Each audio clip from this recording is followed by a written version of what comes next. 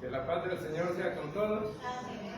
Vamos a iniciar el estudio bíblico de este miércoles y vamos a tener el estudio en el capítulo 16 de Isaías, capítulo 16. En el capítulo 15 vimos que Moab proviene de una relación incestuosa de Lot y su hija mayor. Lot había salido de Sodoma y Gomorra y había quedado solo con sus hijas, y las hijas pensaron que no iban a tener descendencia y se metieron con el padre. Y de ahí nació Moab. Moab es el padre de los moabitas.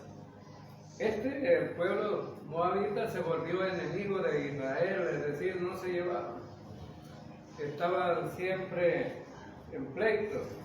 Es más, eran parientes, eran familia, ¿verdad? Y lo triste es que hasta las familias se pelean, ¿no? Hay dificultades.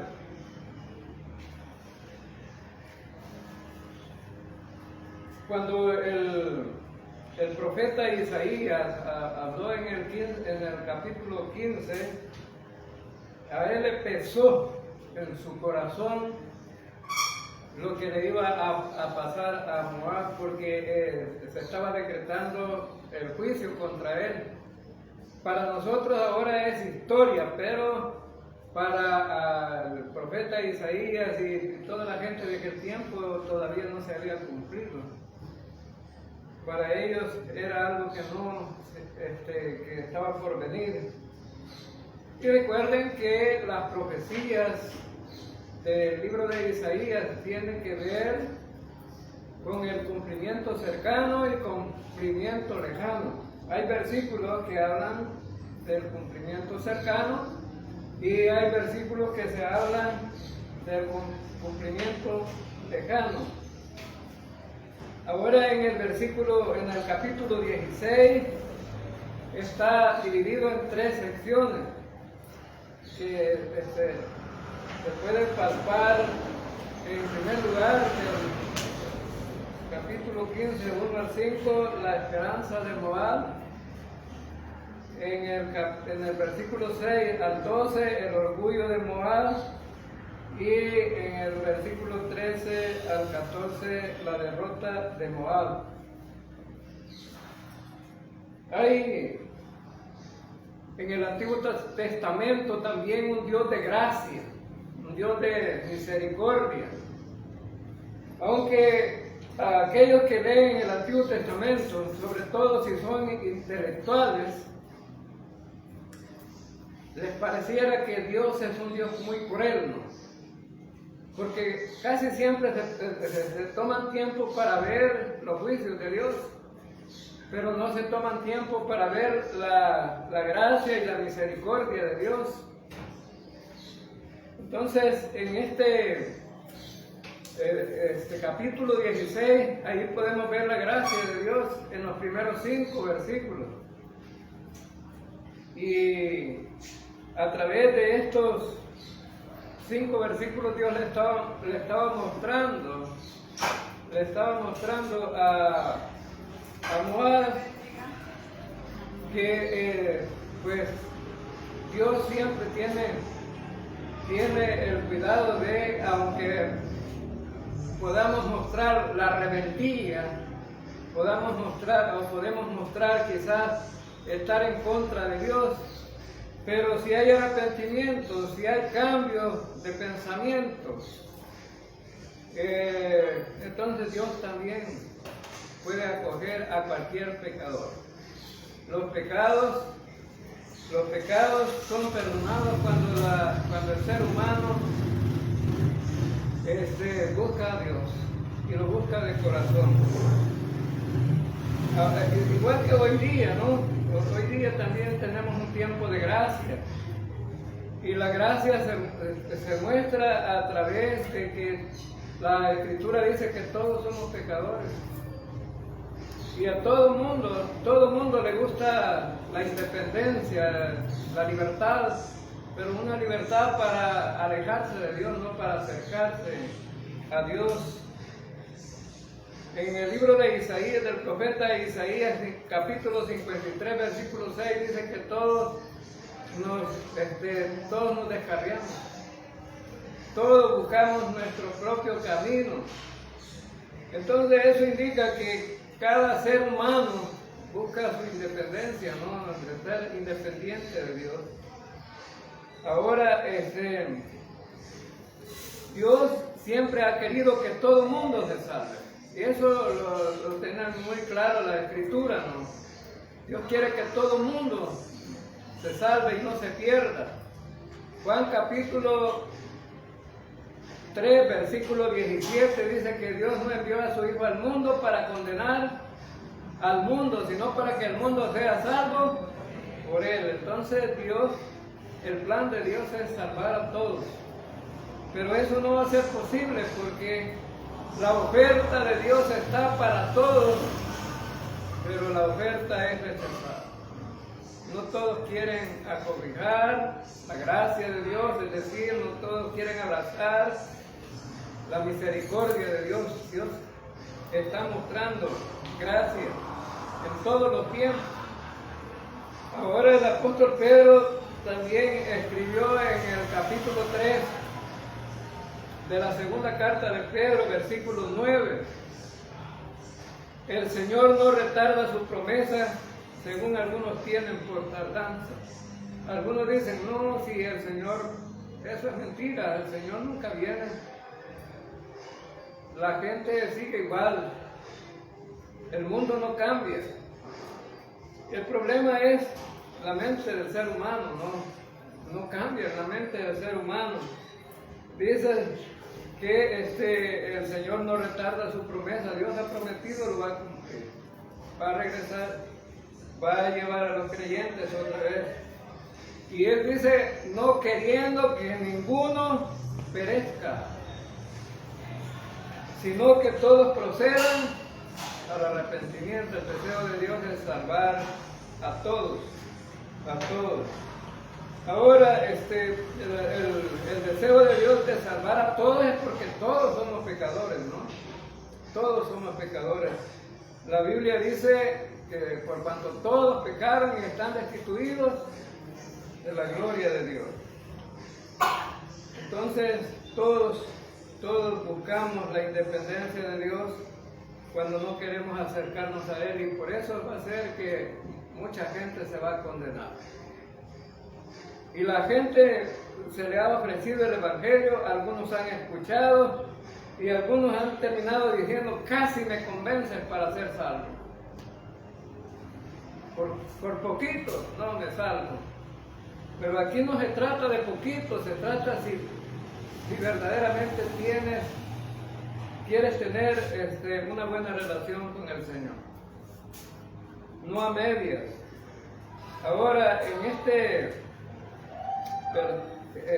este versículo 1 que vamos a leer de Isaías, capítulo 16, nos muestra también la gracia para los moabitas. El Señor quiere que los moabitas vuelvan hacia Él, que el profeta, a través de la revelación que ha recibido, les dice a los moabitas, vuelvan a Él. Leamos el versículo 1. Envía el cordero al Señor de la tierra, desde Sela del desierto, al monte de la hija de Sión. Envía el cordero. ¿El cordero para qué? ¿Para qué es presentado en un templo, hermanos? Es para el sacrificio. Entonces, el cordero es sinónimo de Cristo, ¿no? Es decir, cuando Cristo vino aquí, Juan dijo, aquí el Cordero de Dios que quita el pecado del mundo. El Cordero era sacrificado en el tabernáculo para cubrir los pecados de la gente, ¿no? Y para que la gente tuviera una buena relación con Dios, para que la gente volviera a Dios. los moabitas estuvieron un tiempo, ¿no?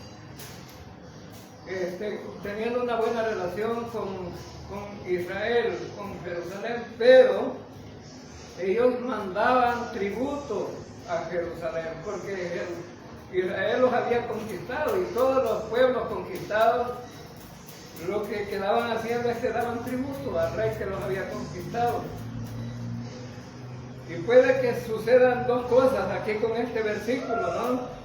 Enviar portero al Señor, puede ser que se lo envíen al rey de Jerusalén como tributo, o sea que lo sacrifiquen y que Dios pueda darse cuenta que Moab quiere tener una buena relación con él.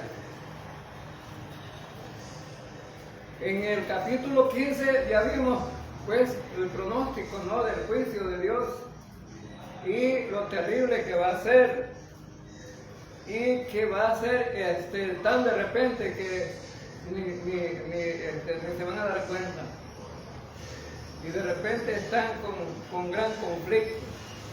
Entonces vemos aquí que este versículo está hablando de que Moab puede volver a Dios otra vez. Y cuando la gente vuelve a Dios, Dios lo trata diferente, ¿no?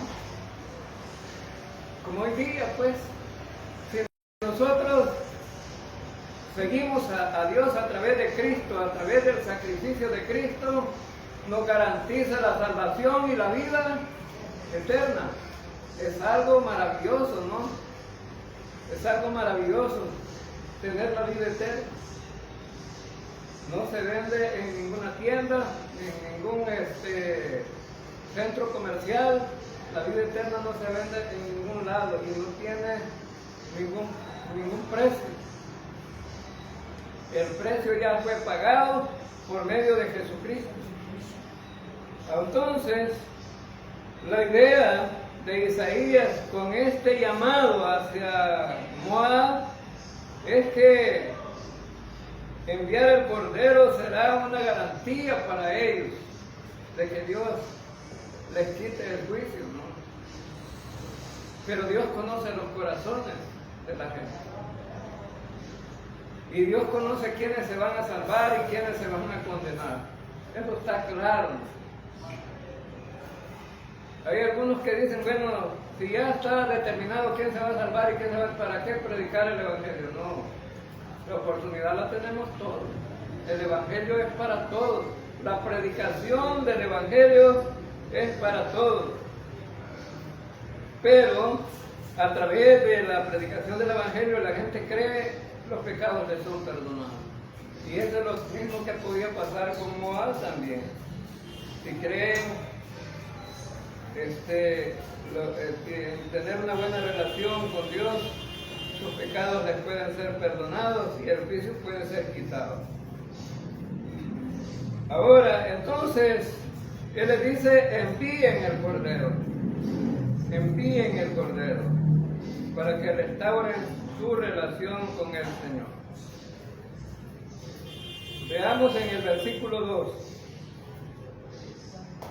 Y cual ave espantada que huye de su nido, así serán las hijas de Moab en los vados de Arnón. Entonces, ¿qué va a pasar si ellos no restauran la relación con Dios? ¿Qué va a pasar? Va a pasar que ellos, las hijas de Sión, van a salir huyendo de su tierra. Porque cuando una ave es atacada el nido, ¿qué hace? Huir. Huye, ¿no?, de su nido. Entonces, el nido queda desprotegido, no hay nada ahí. Prácticamente si hay huevos o polluelos, quedan desprotegidos. Entonces, imagínense a las hijas de Sión huyendo en el desierto. O pueden tomar dos opciones, una salir para Jerusalén y otra salir para el desierto, huyendo. Y cuando habla del vado significa un río que estaba por ahí, ¿no? donde ellas pueden correr por ese río huyendo. Ahora entonces lo que vemos aquí, que si ellos rechazan la petición de Dios de enviar al cordero, les va a pasar como el ave, huir. Entonces, hermanos, huir significa no tener nada, pues, no tener nada. Aquí donde vamos nosotros a evangelizar y estamos doctrinando a una anciana ahí, ellos salieron huyendo de las aradas de Carolina, de San Luis de la Reina, así hacia Torola, allá por la orilla de Torola queda eso. Salieron huyendo, solo les dijeron, se van, tienen 24 horas por ahí. Y ellos cuentan, veníamos solo con la ropa que nosotros teníamos, pues, no traíamos nada. Todos los animales, las cosas, todo quedó allá. Imagínense el sufrimiento que puede causar tener casa y después no tener nada porque lo sacaron. Salir huyendo, sin nada, tener animales donde se podía hacer dinero y no tener nada. Entonces vemos que esa es la advertencia para Moab, una advertencia para ellos. Y en el versículo 3 dice, reúne consejo, haz juicio por tu sombra en medio del día como la noche, esconde a los desterrados, no entregues a los que andan errantes. Entonces este llamado no es para Moab, sino más bien para la gente de Judá, porque Judá quedaba fronterizo con Moab, eran colindantes, estaban cerca. Pero quien iba a venir a desterrar a estos no era Israel, no era Judá, sino era más bien los asirios.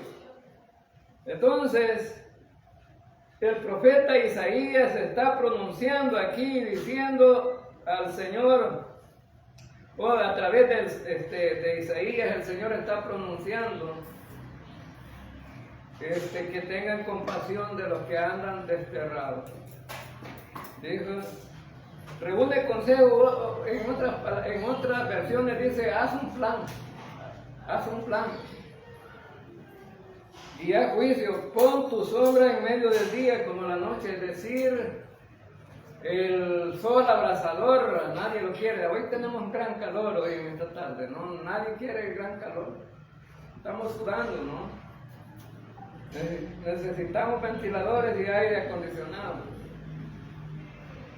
Pero resulta que a los desterrados venían huyendo por el desierto con gran sol. Entonces, ustedes sean sombra de los desterrados. No entregues a los que andan errantes. Le está pidiendo Dios a las autoridades de Jerusalén. Le está pidiendo, no entreguen a los desterrados, protéjanlos, guárdenlos. Pero imagínense usted, ¿quién eran estos desterrados de los que estaban hablando? Moab. Y los moabitas, ¿cómo trataron a Israel? Trataron mal. No los dejaron pasar cuando venían huyendo de Egipto. Tuvieron que dar una gran vuelta. Y se opusieron a ellos, se hicieron enemigos acérrimos en contra de Israel. Israel tenía intenciones hasta de pagar, ¿no? Si los dejaban pasar y no quisieron. Tomaron una actitud mala, ¿no? Hermanos, en este versículo podemos ver cómo realmente Dios cambia, ¿no? Cambia de aquellas cosas que parecieran que lo que merecen es hacerle algo malo a alguien por hacerle algo bueno. porque ellos eran enemigos de Israel, pero Dios está diciendo, hay que tratarlos bien. Ese es el Dios de gracia. Y eso es lo que no entienden muchos que leen el Antiguo Testamento, ¿no? Solo ven los juicios de Dios, los muertos que hay en las guerras y todo eso, ¿no? Pero hay un precedente, ¿no? Dios siempre avisa con tiempo y es más, Dios siempre quiere tratar bien a la gente si se vuelven a Él. Ahora entonces, a los moabitas saldrán desterrados. Si no obedecen a Dios, si no ellos hacen pacto con Dios otra vez y lo buscan, ellos van a salir como una ave huyendo, van a ir por el desierto, van a ser desterrados y pues se ve la necesidad, ¿no?, de que Jerusalén sea como la casa de refugio para ellos. Y eso es lo que está pidiendo aquí el Señor a las autoridades de Jerusalén a través del profeta Isaías, ¿no? Esconde a los desterrados y no descubras al fugitivo. Le está pidiendo que brinden protección. Ahora, hermano, y usted podría decir, bueno, pero eso es Israel pero para nosotros hoy día. Para nosotros hoy día, hermano, ¿cuál es la petición de Dios para nosotros? No debemos tener enemigos, ¿no? Eso dice la Escritura, que los creyentes no debemos de tener enemigos.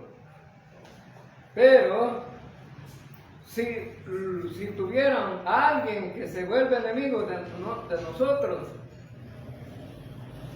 ¿cómo deberíamos de tratarlo nosotros? ¿Cómo deberíamos de tratarlo? ¿Qué es lo correcto hacer? Si alguien dice, no, yo soy enemigo tuyo, pero cuando tiene una necesidad, ¿cómo tratarlo? ¿Cómo tratar a alguien que no me quiere y que dice que es mi enemigo? Vamos a Mateo capítulo 5. Mateo capítulo 5, versículo 43 y 44. Oíste que fue dicho, amarás a tu prójimo y aborrecerás a tu enemigo. Eso era el mandamiento antes, ¿no? En la ley. Amarás a tu prójimo y aborrecerás a tu enemigo. Pero Jesús dice, pero yo os digo, amad a vuestros enemigos, bendecid a los que os maldicen, haced bien a los que os aborrecen y orad por los que os ultrajan y os persiguen. Entonces cambia, ¿no? Totalmente. Cuando Cristo viene, dice, cambia el mandamiento, dice, ahora en lugar de aborrecerlos, tienen que amarlos, tienen que ayudarlos, tienen que cuidarlos, tienen que protegerlos. Y eso se aplica a Moab allá en el tiempo de Isaías, ¿no? Eso es lo mismo que está sucediendo ahí. Ahora entonces, si ellos no recapacitan, no se vuelven a Dios, les va a llegar la disciplina, o les va a llegar el castigo, les va a llegar, van a ser desterrados, van a tener que salir huyendo. Y entonces, pero si llegan algunos a Jerusalén, Dios les está diciendo, guárdenlos, cuídenlos, tengan cuidado de ellos. Eso es pura gracia, hermano. Es pura gracia. Extiende tu sombra sobre ellos. Pura gracia. Imagínate a usted, lo trata mal un enemigo y de repente aparece usted cuidándolo. Eso es pura gracia, ¿no? No se lo merecen, pero es pura gracia. Ahora, el devastador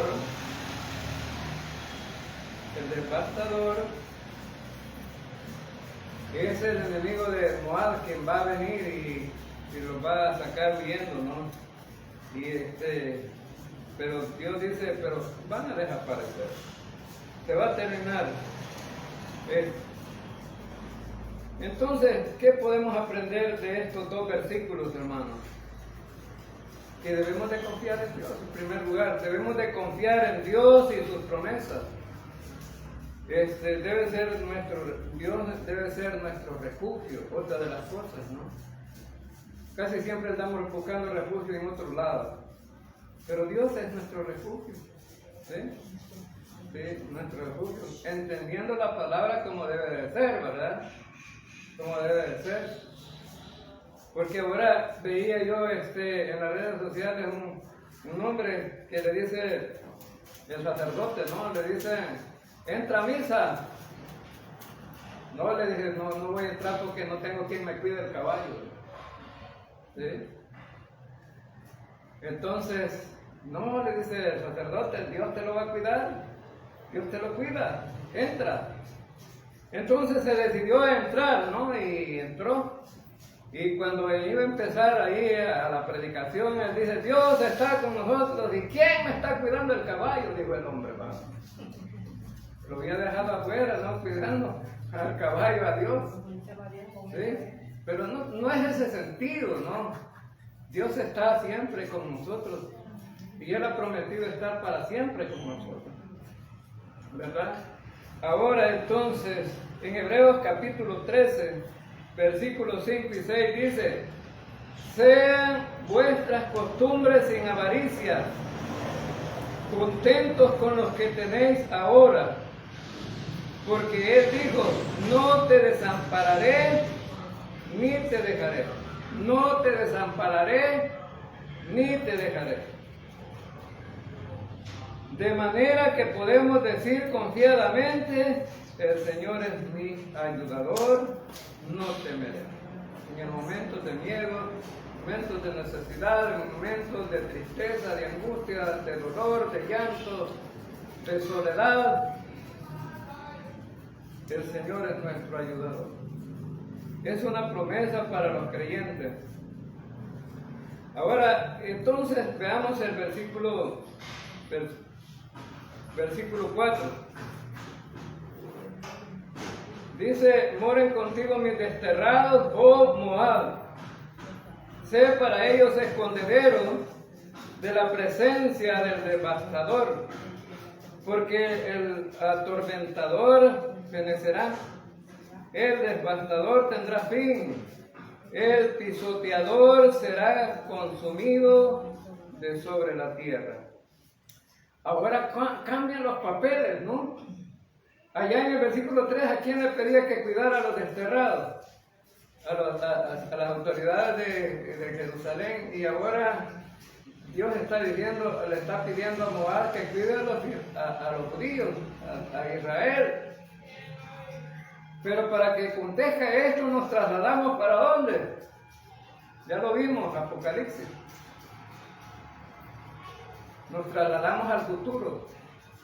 Nos trasladamos al futuro porque los versículos que siguen hablan del futuro. No hablan del presente. Como les decía, para nosotros ahora es historia Moab. Ya pasó lo que iba a pasar, ya fueron desterrados, ya fueron las ciudades no quedó nada. Por desobediente, ¿no? Porque Dios le ofreció ayuda. Pero para aquel tiempo era algo que no se había cumplido, pero se cumplió a los 3 años. Lo vamos a ver ahora. A los 3 años de haber sido profetizado. Y ahora entonces nosotros vemos este versículo 4, pero con respecto al futuro. No se ha cumplido todavía. Moren contigo mis desterrados, oh Moab. Recuerden que hay un juicio en Mateo 25. Un juicio de las naciones, de los machos cabríos y de las ovejas. Es un juicio para naciones.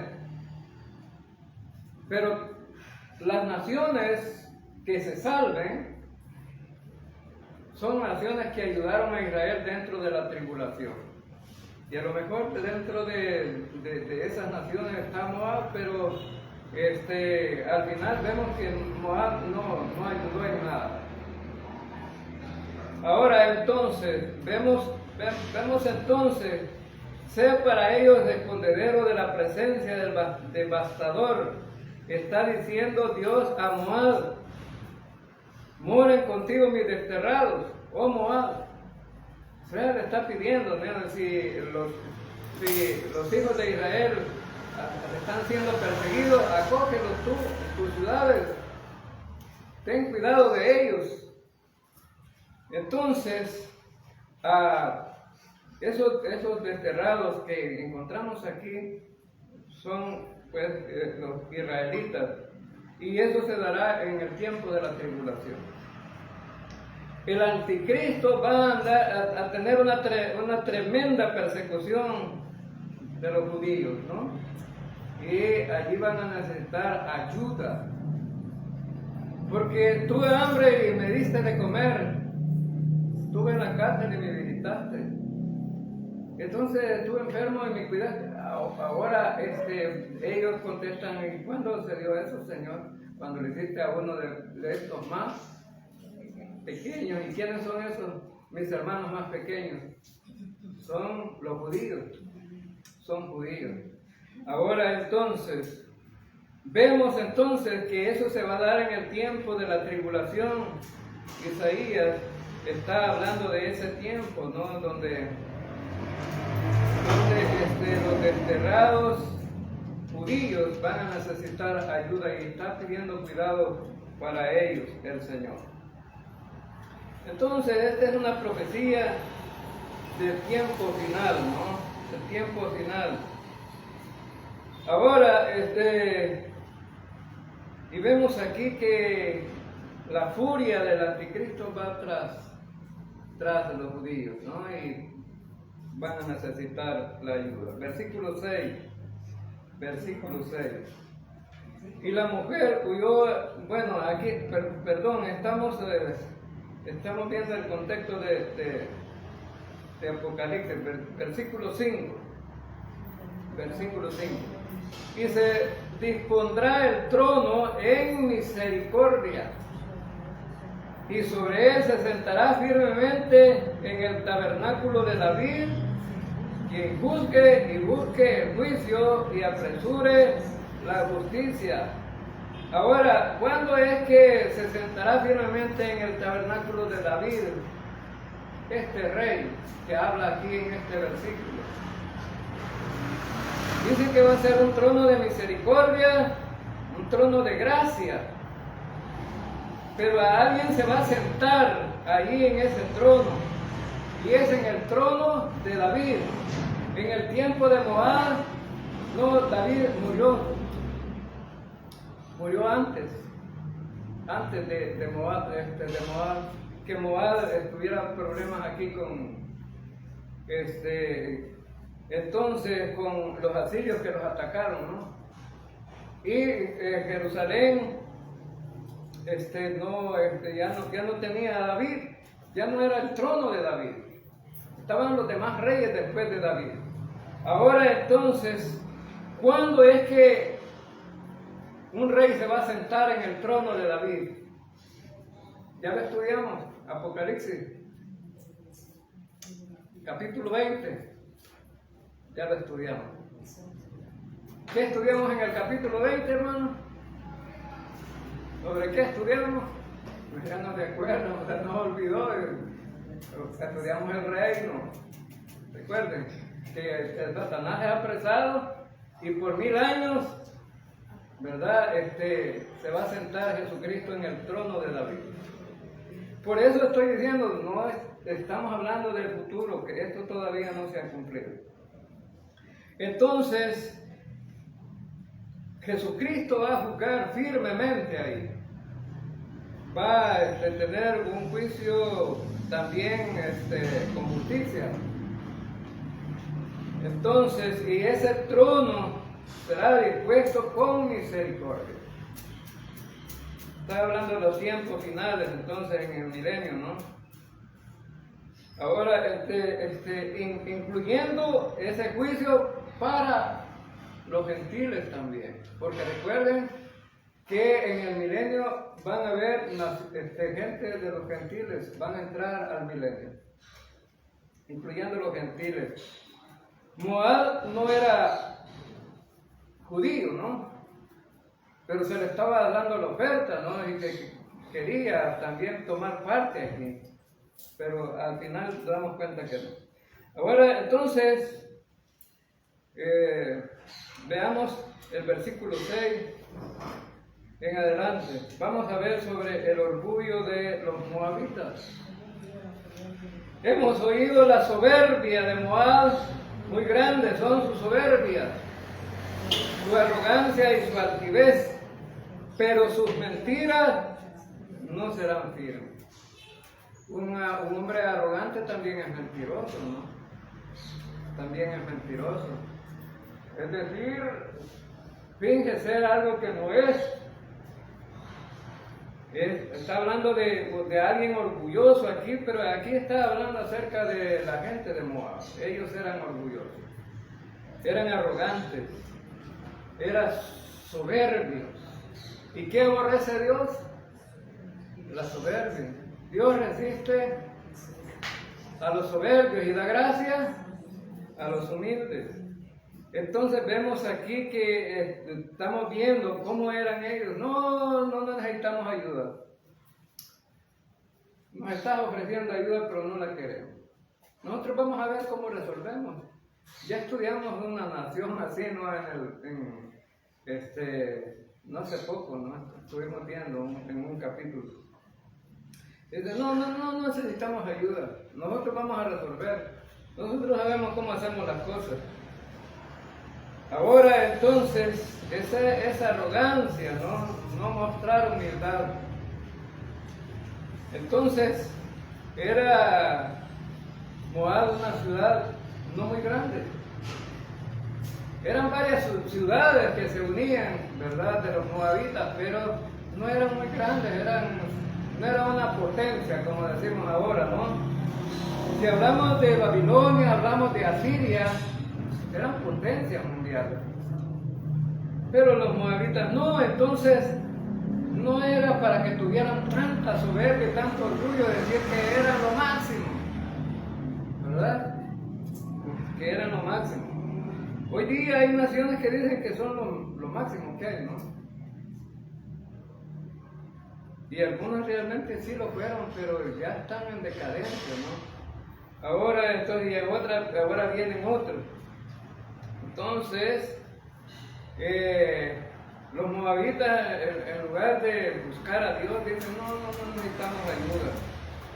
Esta es una increíble, ¿verdad?, arrogancia, una actitud arrogante. Ahora, y la arrogancia es pensar que yo soy superior a los demás, que nadie me iguala. Entonces, este es un pecado que aborrece Dios, ¿no? La arrogancia. Ahora entonces, ¿cómo ve Dios el orgullo? Antes del quebranto va la soberbia y antes de la caída la altivez del espíritu. Esta es una característica de los soberbios, ¿no? Antes del quebranto, o sea, una persona quebrantada antes es orgullosa, porque se cree lo máximo, ¿no? Pero eso lo encontramos en Proverbios 16:1. Antes del quebranto va la soberbia.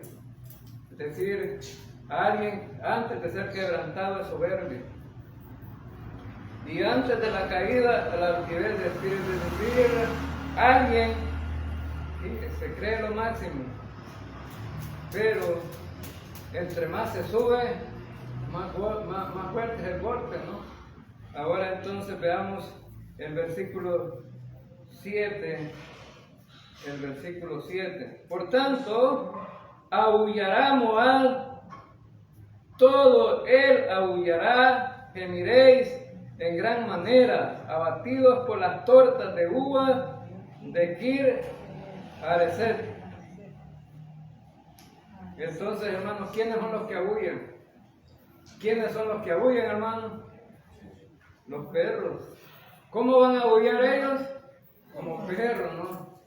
Y dice que van a aullar y van a gemir y van a estar abatidos por las tortas de uva, es decir, por la comida. Imagínense, los sacan de sus tierras, salen huyendo, se quedan sin comida, lo más triste que puede haber, ¿no? Lo más triste que puede haber. Cuando nos sacaron huyendo a nosotros de allá de San Gerardo, en un conflicto que hubo ahí entre los soldados y los guerrilleros, sacaron a todo el pueblo, toda la gente del pueblo para salir huyendo a ellos, ¿no? Los guerrilleros. ¿Y quién agarró lo que pudo? Mi abuela andaba una maleta llena de cobijas que ella hacía a mano, ¿no? En pedazos de tela. Y dice, voy a llevar esto para acostarme. Y se la andábamos cargando entre todos ahí, ¿no? Porque ella no podía, pues. Y otra señora agarró una maleta, pero con tortas de pan. Había horneado esa tarde. Armó su maleta con tortas de pan. Dijo, no, allá vamos a tener algo que comer. Y resulta que en el revoluto, ¿no? A mi abuela le dejaron la maleta con tortas de pan y a la otra señora se llevó la maleta de mi abuela y a la hora con hambre destapan la maleta y eran las sábanas que estaba mi abuela, ¿no? Y con hambre. Qué triste, ¿no? Llegar debajo de un temporal, con frío, no tener a dónde ir a dormir, y triste, es lamentable, ¿no? A nosotros nos pasaron cosas allá. Entonces, imagínate, me imaginaba yo cuando estaba preparando este estudio a esta gente, ¿no? Que sale de su tierra y bueno, y al final aullar como perros por no tener comida. Porque eran las uvas, de las uvas como que hacían unas tortas para alimento, ¿no? Entonces, versículo 8, por los campos de Esbón fueron talados y las vides de Sitma, señores de naciones, pisotearon sus generosos sarmientos.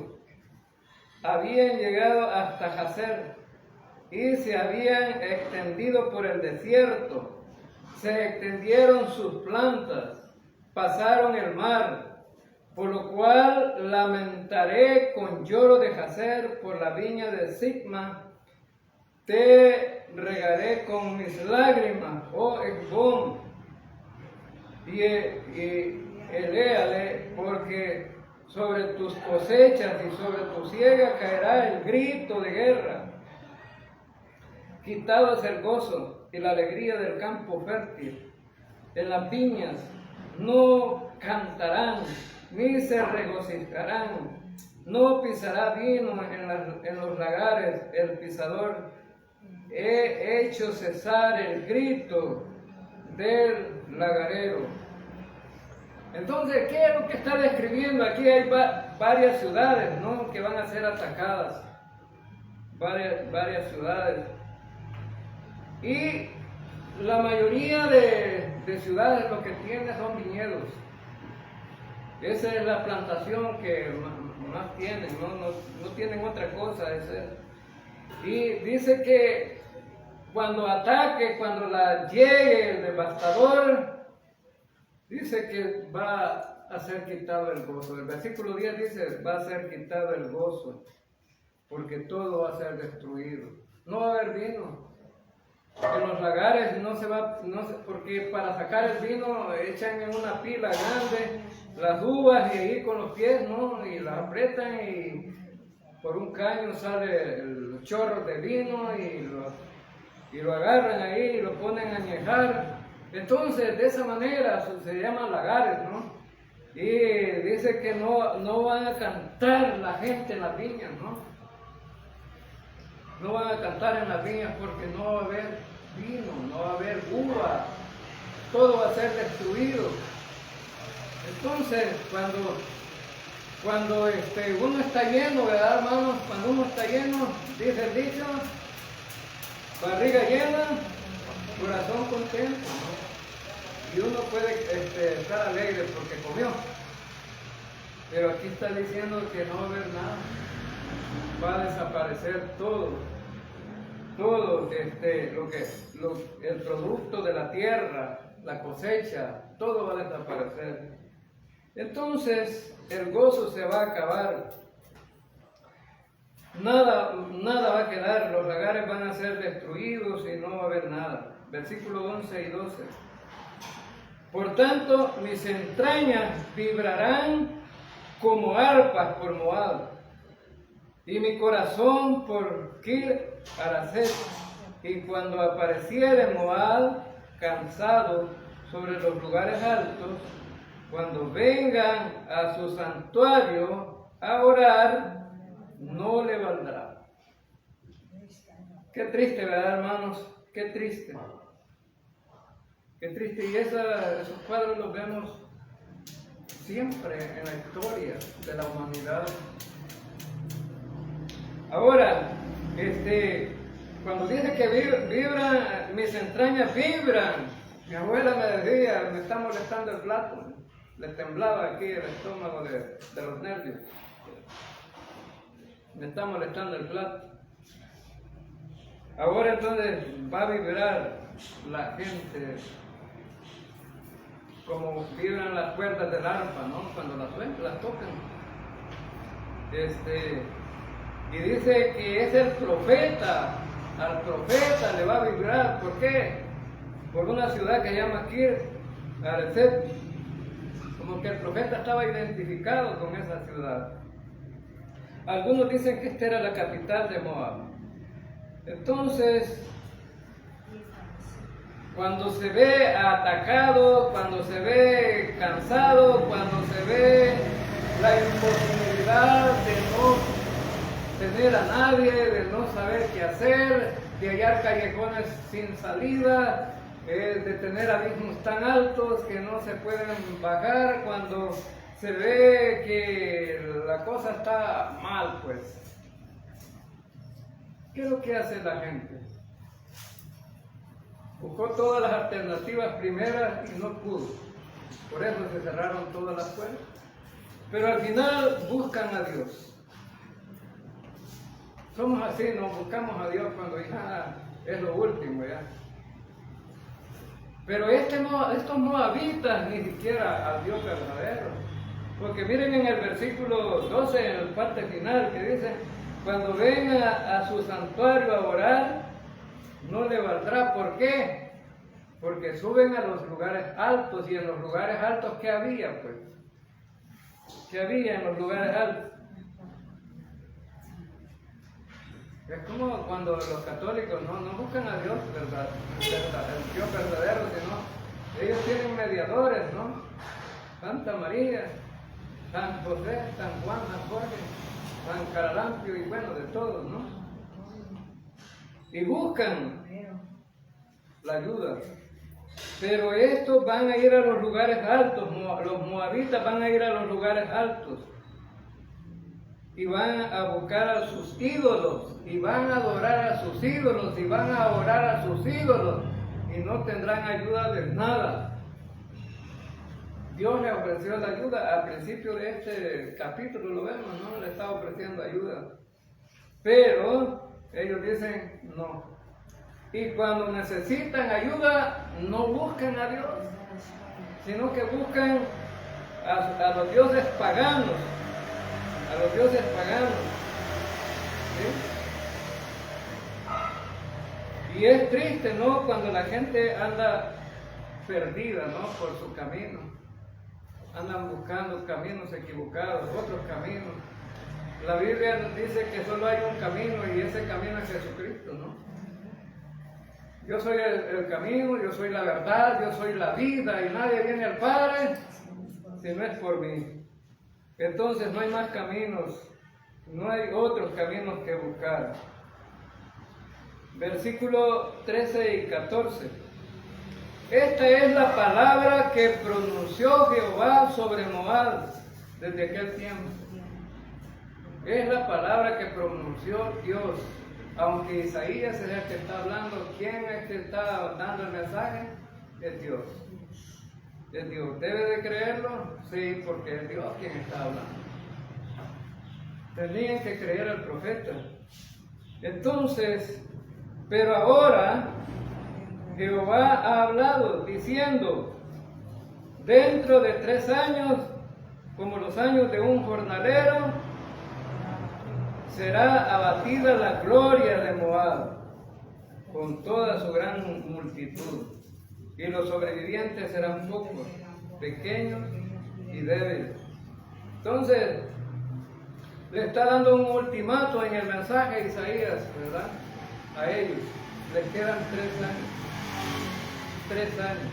3 años de reflexión, 3 años en los que realmente podemos pensar, ¿no? ¿Qué hacer? Si hacer cambios. Si a usted le dieran un ultimátum de que solo le quedan 3 días de vida, ¿qué haría en 3 días que le quedan de vida? ¿Qué haría? ¿Qué reflexionaría? ¿Qué pensaría hacer? Y estos les quedaban 3 años, en esos 3 años podían haber un cambio, ¿no? Pero no cambiaron. Los 3 años van a pasar, porque vemos en la historia que fueron abatidos y fueron desterrados. Y las ciudades quedaron arrasadas totalmente. No quedó nada. Entonces, si iban a quedar eran unos pocos, unos pequeños y unos débiles. O sea que lo que quede no tiene mucho valor. Entonces, esos 3 años le quedaban a los moabitas para reflexionar. Dios está dando la oportunidad todavía a la gente para que crea en Jesucristo, para que se salven. Porque solamente hay 2 caminos. El camino angosto y el camino ancho. 2 caminos. Si agarran el camino angosto, lleva a la vida eterna. Pero si agarran el camino ancho, lleva a la perdición y a la condenación eterna. Camino angosto es el camino donde está Jesucristo esperando con las manos abiertas que crean en Él para que se salven. ¿Sí? Jesucristo también dice que hay una puerta angosta y una puerta ancha, no espaciosa. La puerta angosta es Jesucristo, donde puede ir, creer en Él, creer en el sacrificio que Él hizo en la cruz para salvarnos. Y todo aquel que crea en Él será salvo, dice la Escritura. Vamos a orar. Señor Dios Todopoderoso.